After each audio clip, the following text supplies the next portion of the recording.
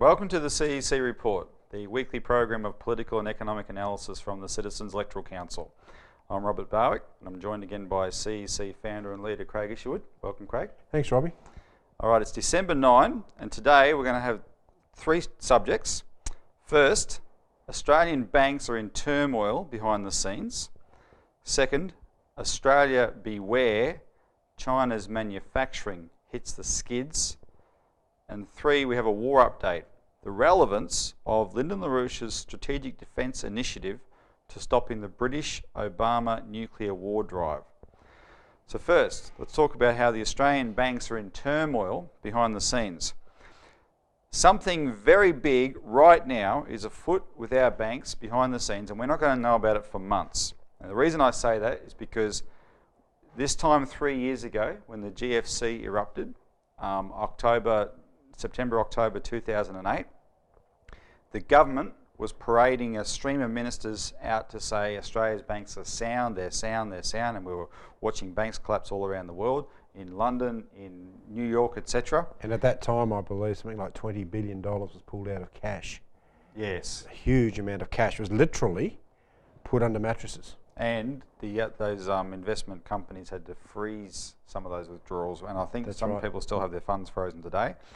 So we know that when that was happening, as we found out later, our banks were in deep crisis. In fact, they were bankrupt. They were begging the government to bail them out, and that's what the Rudd government's foreign borrowing guarantee was. That came out a year or more later on.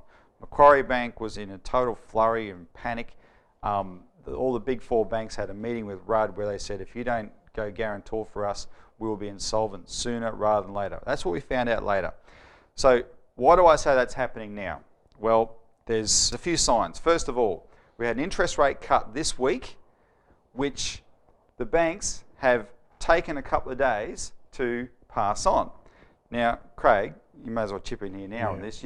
We are supposed to believe that the banks are doing this foot dragging, just because they're bastards, but we've beat them.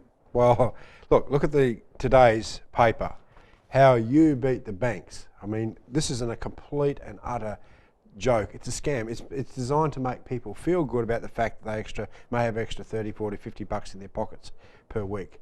But the problem, Robbie, is that this is all part of the scam. This is all part of the problem of people not understanding that the fact that our banks are part of a global system of monetarism. That what they're doing is simply protecting their backsides, and they always will. I mean, the great Ben Chifley and others knew that in times of crisis, the private banks will always look after themselves and their own shareholder profits. So when you're talking about this delay, right, this was in a sense a warning that the banks are going to look after themselves. Okay, they inevitably passed it on. But look, they're giving a clear signal. We aren't going to follow the government's direction. We are power to ourselves. And when we say the banks inevitably passed it on, I can almost guarantee that while Wayne Swan was beating his chest in public, there would have been some huge flurry of activity behind the scenes to work out what has to be done for the banks to pass it on. That's the only way. Look, again, we've published this and in our paper called, Defeat the British Empire of Monetarism, that the ruling policies of globalisation, of free trade, privatisation, goes hand in hand with the private banking system run top down through the City of London and Wall Street, which is in fact the monetarist arm, the financial arm of the British Empire. Our banks are acting in concert as part of this monetarist empire. This is the control mechanism of sovereign nation states, and as we see in Greece, as we see in Ireland, as we see in other European countries, they're in the process of collapse. And our banks aren't immune, as you're saying. You've gone through the predicates of why our banks are having a lot of problems, but the PR story is always, oh, we're good blokes, look, we're passed on this cut. But look at the profits that they're making as well. Ripping the lifeblood, ripping the guts out of our country to the tune of, what, $16 to $20 billion, something in that order? Well, let's try and explain some of that for the viewers.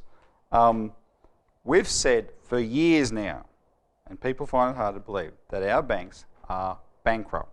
Now, that's based on three things, and we'll put up illustrations on the screen here, but you can check out the details on our website. First, They're derivatives.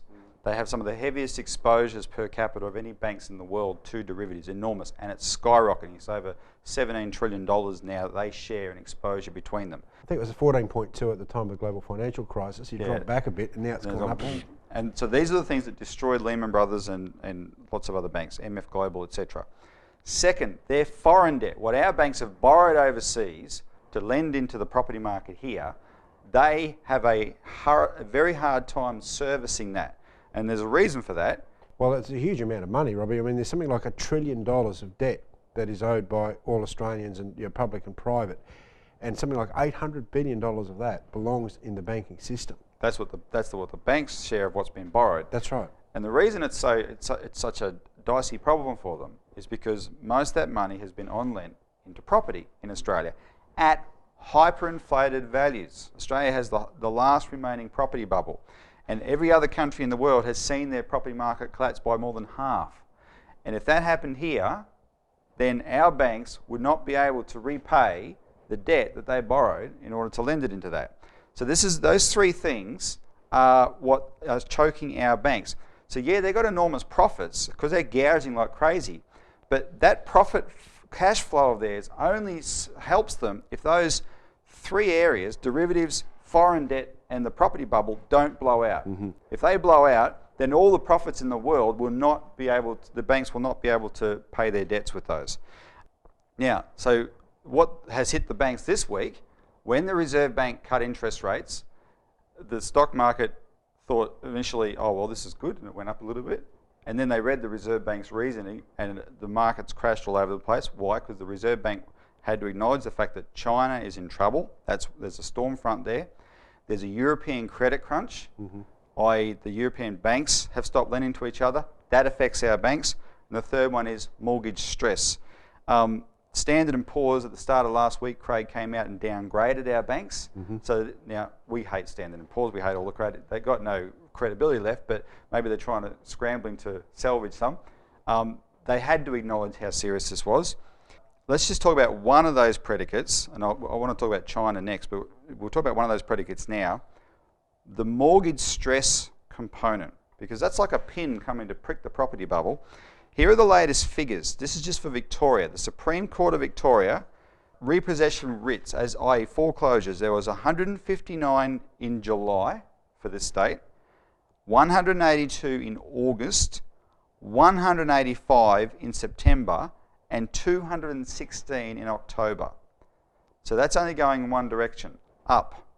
And a $50 a week saving on mortgages from this rate cut isn't going to save that. In fact, there's been other interest rate cuts. Well, the cost of a housing loan, Robbie, in this country is between 6 and 10 times the median wage. I mean, that shows you how overinflated the property market is. It should be something like 3 or 4 times at maximum. That's what a healthy economy should have. If people want to go and buy a home, it should only be, the price of the home should only be between 3 and 4 times. We're talking 6 to 10 times. I mean, this means that when young people get into the market, they are reliant on 2 incomes in order to be able to pay for that mortgage, and therefore they are at risk if one of the partners gets sick, one of the partners can't work for whatever reason. And the real tragedy of this is that you've got real families involved here. So this is like it's a form of debt slavery is what it is. Well, remember, we've talked about in this forum before, because when you see those figures of actual foreclosures, right, people defaulting, this country is a very hard country to default in because we are debt slaves. Our mortgages, unlike America's, are full recourse mortgages. So if Australian mortgages were like America's, ours would have collapsed already, our property bubble. Yeah, but people don't want to have that debt hanging over their heads for the rest of their lives, which is what would happen. Exactly. And also, people don't want to lose their homes that they've spent a lot of money and effort trying to purchase. They're still going to try and fight, and they'll sacrifice food, they'll sacrifice education, they'll sacrifice all the things necessary to try and keep that home. But in the end, you do get this rise because it's a measure of the absolute desperation of the population. So you've been on record, Craig, for 3 or 4 years on this question of banking in Australia. So just in the little bit of time we've got left in this segment, remind viewers what has to be done. Look, the solution is you have to look at the thing again, like Roosevelt did back in the 1930s, completely bring in the sorts of laws necessary to control the banking system.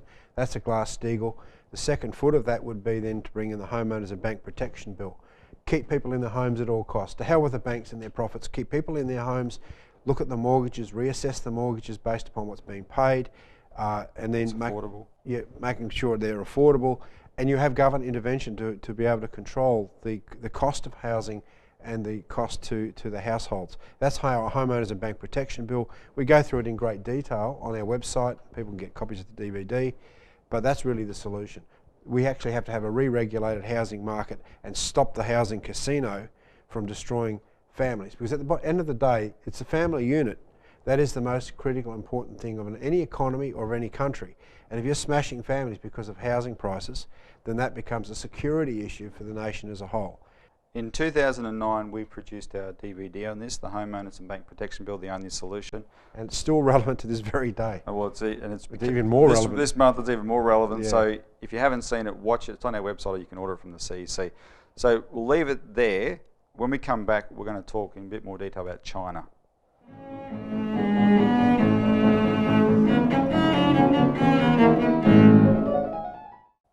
Welcome back to the CEC Report. So now we're going to discuss Australia beware. China's manufacturing hits the skids. One of the things that caused real panic in Australia this week, and which the Reserve Bank acknowledged, even though interest rates were cut, was that the news coming out of China is bad. Chinese manufacturing is in its biggest slump now since January 2009, and that was the depths of the GFC. And sometimes you need to be reminded what happened then. It was calamity all round. They have an index on shipping, Craig, the Baltic Dry Index, and that index, remember, dropped from 1,000 to 10. You had, I can remember it, Robbie, there was literally tens of thousands of ships parked in harbours. You know, Singapore especially, I mean, just big parking lot. parking lot for these enormous ships. And the reason why is because China stopped importing to feed its factories, because its factories, China laid off 10 million workers, its factories ground to a halt because its consumers in America had gone bankrupt. That's happening again to China. Its consumers in America and Europe are totally bankrupt, so they're not buying their goods. So Chinese manufacturing is in that position.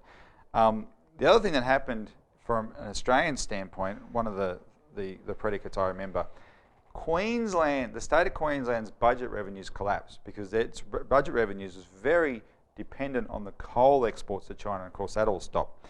So in the face of this, Kevin Rudd announced a $10 billion surplus at the time, right?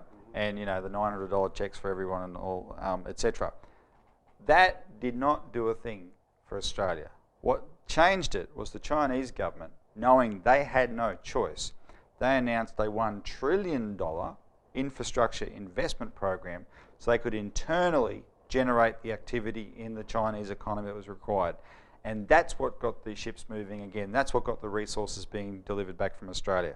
Government-directed credit again, government-directed initiatives specifically to stimulate the physical economy, which of course then had the flow-on effect. And I mean, the so-called stimulus effect of the Rudd government was pathetic. It was like a pimple.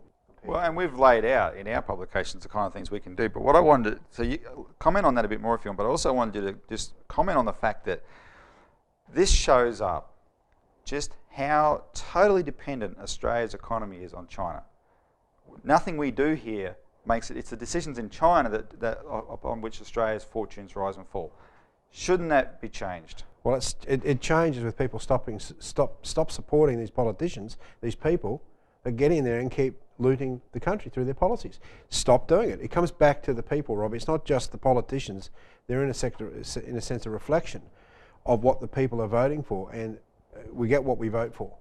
So what we're getting now is politicians, people that are in there that are effectively looting the country. Through free trade. Through free trade, through privatisation. I mean, we've been fighting for this for 20, 25 years now as an organisation, but we still get the same problem. People complain about it, they see their security slipping away. Stop voting for these idiots. Start saying, well, we need an alternative. Start to at least think in that direction. And of course, we've got the track record there. It's all laid out for people that there is an alternative, but it requires a bit of guts on behalf of the people. I mean, unless we actually stand up and say, as a nation, as a people within the nation, stop looting us. Let's have an industry. Let's have economic development through infrastructure, large-scale infrastructure development. Let's deal with the banks, put them on the back foot, and start to get on the front foot in the sense of have our own national banking that supports factories and manufacturing. It comes back to the ballot box at the end of the day and what actually people do and who they support politically.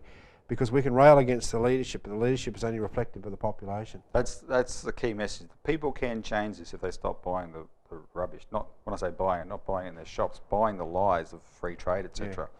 Because until they do, we have no control over our own destiny in Australia. Now, China's not a bad place to be attached to per se, because at least they're a productive economy. But no sovereign nation, seriously, should want to be entirely dependent on the decisions of another country.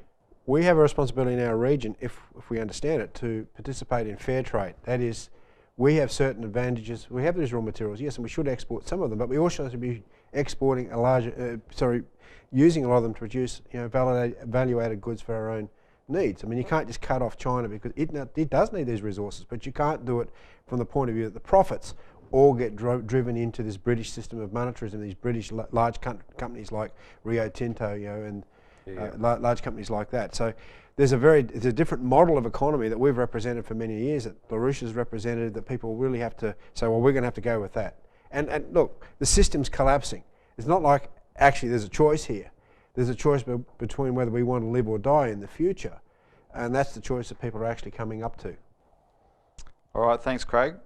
So when we come back, we're going to have a bit of a historical background discussion on the war drive and the relevance of LaRouche's Strategic Defence Initiative.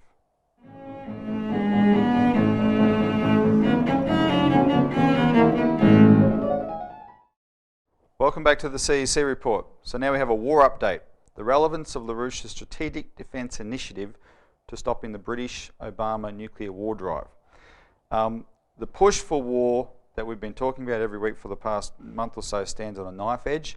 A very important development is that a group of Israeli patriots have formed a strategic alliance to stop this madman Netanyahu getting off the leash and going and launching a preemptive attack on Iran or Syria, which could trigger a nuclear World War III. This is an alliance around people like the ex-chief of Mossad, Meir Dagan, and others. This is similar to something that happened in the 1970s that Lyndon LaRouche was involved in, when Israeli patriots such as Abba Eban, who was the Israeli ambassador to the UN, actually reached out to LaRouche and wanted LaRouche to participate in an alliance to stop Likud coming to power and launching disastrous wars back then. Now, Craig, the consequences of this not working, of course, is, as we keep saying, and we're serious about it, nuclear war. The people that are the most opposed are the Russians. And they are thinking strategically about how they can avoid that possibility. Recently, their thinking has overlapped with LaRouche's 1970s proposal for a strategic defence initiative. So could you please just brief people on the history of that SDI and how it's relevant to this picture today? Well, we're faced with the threat of thermonuclear wars through intercontinental ballistic missiles dropping nuclear warheads on various countries. Now, that threat would have been eliminated by LaRouche's Strategic Defence Initiative, because in the late 70s, early 80s, Mr. LaRouche had proposed that there be an alliance between Russia and the United States for the development of new physical principles to create what's called beam-based or high-technology weapons in space that would knock out these weapons, these intercontinental ballistic missiles, in space. So it basically neutered the threat of these nuclear weapons. It took them out of the equation. Now, this was the idea of having these build-up of nuclear weapons came out of the Second World War, Robbie. After Roosevelt had died, the British actually took over through their puppet Truman, and there was a doctrine put on the table called mutually assured destruction, that Russia and the US would build up so many nuclear weapons that there would be a threat of an exchange that would wipe out the world. But the intention of this guy, Bertrand Russell, who LaRouche called the most evil man of the 20th century, was literally to use these weapons as a force so fearful that nations would give up their sovereignty. So here you had, in the post-war period, you had this insane threat of nuclear annihilation governing the policies of the world, particularly the development of nuclear energy. So LaRouche proposed, and it was actually accepted in 1983 by President Ronald Reagan as a US policy to go with the Strategic Defence Initiative. Now this freaked the British out big time, and it caused Mr LaRouche to become a major target of the British. He was framed up later in the 86-87 period, thrown in prison by George Bush. But the policy, if it had taken place, unfortunately, whilst Reagan went with it, Andropov in the Russian side of things rejected it. I mean, he was a British puppet, and consequently he said that, we could never keep up with the United States on this, and he saw it as actually a threat.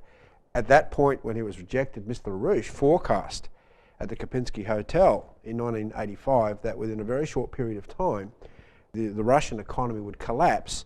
He actually forecast in 1988 that it would collapse, but it actually happened shortly after that in 1989, because they would be so feverishly trying to build up their military hardware that their domestic economy couldn't survive. And that in fact happened. Look, the world came down in 1989. But the key here is if LaRouche's policy had been adopted, there would be no more threat of nuclear weapons, which means the peaceful development of nuclear power would be unfettered. Every nation could go with nuclear development. So we wouldn't have this energy crisis that we have in every place around the world today. And you wouldn't have the silly argument about with India that because India hasn't signed the Nuclear Non-Proliferation Treaty, we shouldn't sell them uranium. That's right. So countries could waste their time trying to develop very difficult weapons such as nuclear weapons, very expensive things to produce, only to have them shot out of the sky in space, because they're actually useless. So they can't be used. So the Russians now have revived that principle, though. They're thinking about that principle of being applied again. Well, their principle is called the strategic defence of Earth, and it's sort of aimed as asteroids and other extra terrestrial events like asteroids hitting the Earth. But it's the same principle: developing high energy weapons to be able to stop and destroy foreign missiles or whatever, whether extraterrestrial or man-made, in the atmosphere. So if these weapons can target the asteroids, the same principle, they can target ICBMs, etc. Yeah, but see, the whole point of Mr LaRouche's of shutting down what was also called the Star Wars, I think it was the slander term for it. But you just imagine a world that could actually develop with peaceful nuclear power going back into the late 70s, early 80s. We wouldn't have this problem that we have today, but also the British Empire wouldn't be able to survive, in the sense that the whole Cold War period would have been ended by LaRouche's strategic policy. And that's what they saw, that the policy coming out of the war of the mad doctrine would have been overturned by LaRouche's doctrine. And that just gives you a sense, Robbie, in the sense of how powerful one man's intervention in the world can be through that particular idea.